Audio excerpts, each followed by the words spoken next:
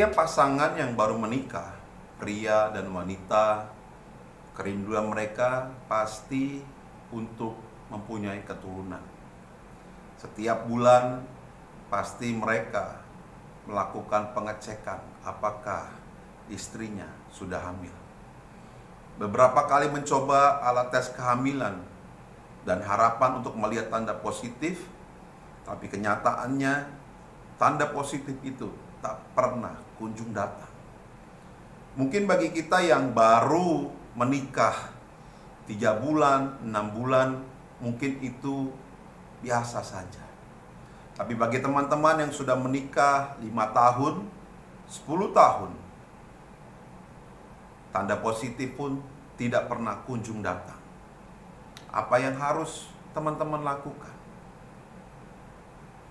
Ketika kita menikah tidak punya anak, ini hal yang sangat-sangat sedih sekali, khususnya bagi seorang istri.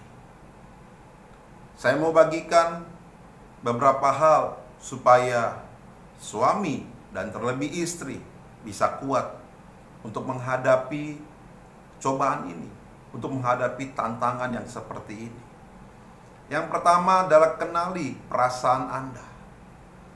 Engkau sebagai seorang suami, engkau juga harus mengenali perasaan istrimu. Engkau sebagai seorang istri, engkau juga harus memahami perasaanmu.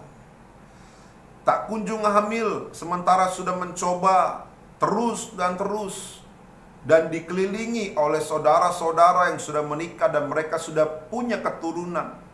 Bukan cuma 1, tapi 2 atau 3 anaknya.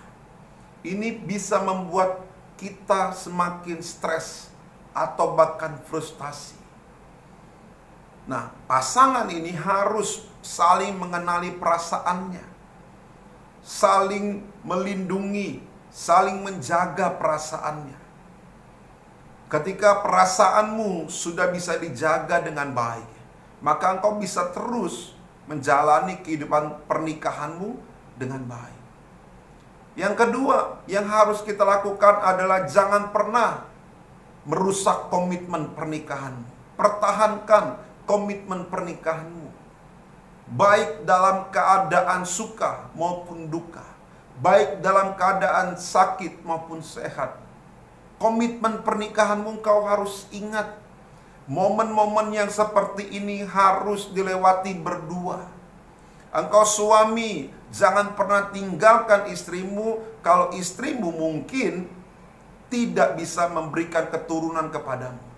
Tapi juga mungkin penyebabnya dari pria yang tidak bisa memberikan keturunan kepada istrinya.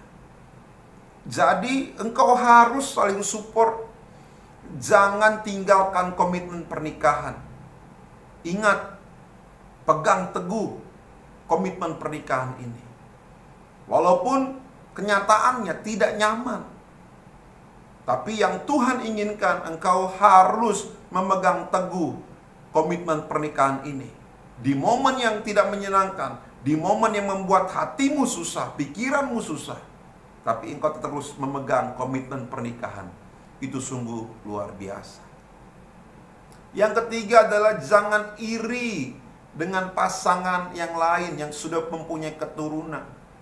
Tapi engkau harus mengambil kebahagiaan, mengambil bagian dalam sukacita dalam rumah tangga itu.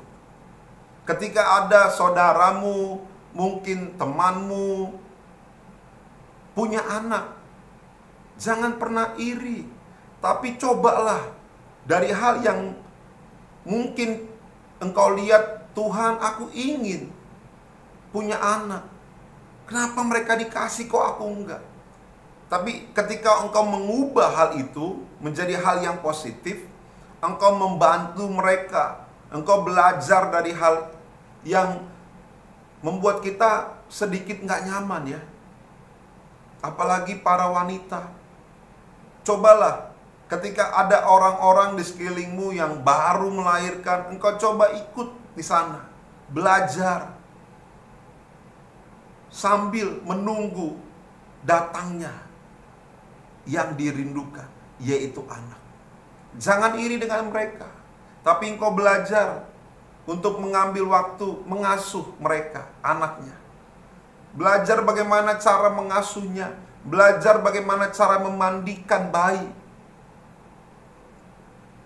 Kalau engkau sudah siap, pasti waktunya akan Tuhan berikan. Yang keempat yang kita harus kerjakan adalah ketahuilah bahwa kamu tidak sendirian. Ada kurang lebih 10% dari pasangan di dunia ini yang bermasalah dengan kesuburan dan kehamilan. Artinya apa? Ada orang-orang yang lain, ada pasangan yang lain yang juga sama dengan dirimu, dengan kalian. Ini bukan ingin menghibur ya, tapi ingin memberikan satu support buat teman-teman yang mengalami hal yang seperti ini. Sudah 10 tahun menanti-nanti, tidak pernah kunjung Tuhan berikan. Ingatlah hal ini. Engkau tidak sendirian. Ada 10% di luar sana yang sama dengan dirimu. Yang kelima yang harus kita lakukan adalah menjaga pola hidup sehat. Gimana caranya menjaga pola hidup sehat? Ya, engkau tidur yang cukup, hindari stres, jangan obesitas. Nah, ini penting. Apalagi buat pria. Kalau engkau sudah obesitas, maka alat kelaminmu akan mengecil dan itu akan mengganggu kesuburanmu, akan mengganggu hubungan suami istri. Jaga. Bersemangatlah untuk menjaga pola hidup. Demi apa? Demi keturunan. Supaya engkau bisa menikmati berkat Tuhan melalui anak. Belajar dari sekarang. Jangan terlalu stres. Kalau engkau terlalu stres, maka seluruh organ tubuhmu, syaraf-syaraf tubuhmu terganggu.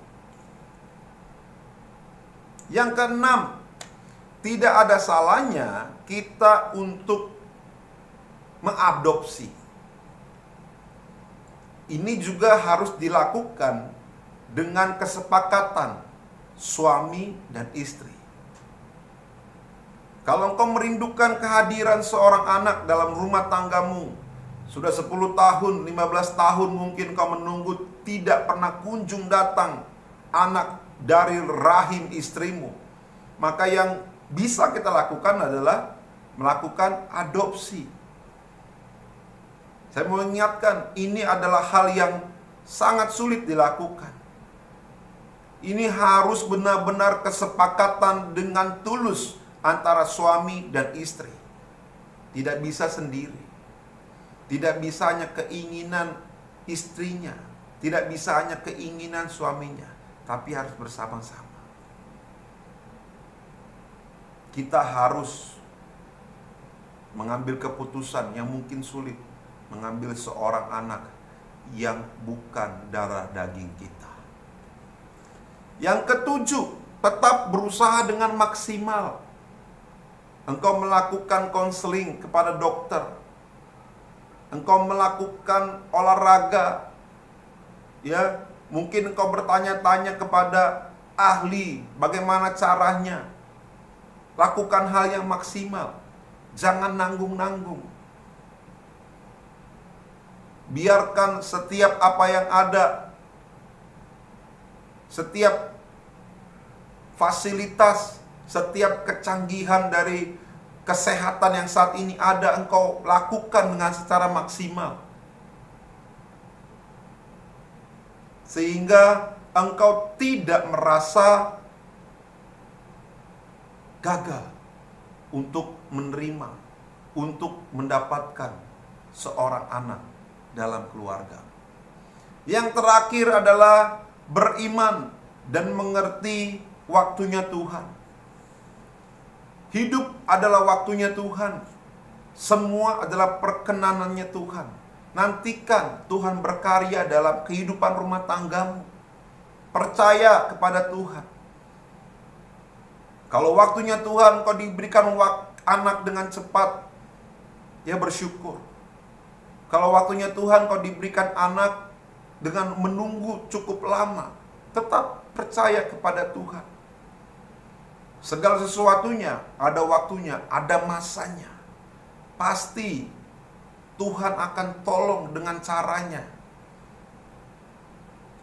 Jadi buat teman-teman yang saat ini bergumul untuk menantikan seorang anak keturunan dalam rumah tangganya, tetap percaya kepada Tuhan.